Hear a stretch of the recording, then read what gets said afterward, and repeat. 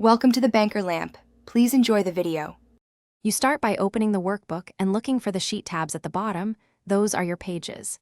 If you don't see them, make sure sheet tabs aren't hidden in options. Go to File Options Advanced and enable Show Sheet Tabs. Once done, use Control plus Page Down and Control plus Page Up to move between sheets fast.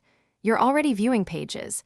Now confirm names and colors so you can identify them quickly. This initial step gets you set to navigate and organize multiple sheets efficiently. Now reveal and navigate hidden or hard-to-find pages. Right-click a visible tab and choose Unhide to restore normal hidden sheets.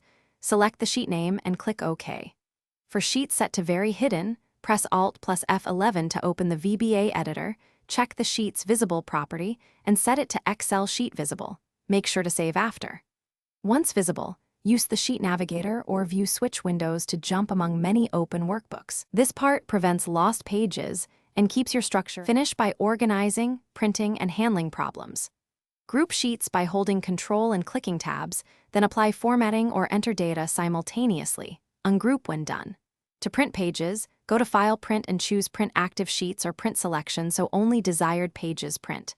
If tabs remain invisible, make sure the window isn't minimized vertically, check Hide in the View menu, or reset the ribbon and view settings.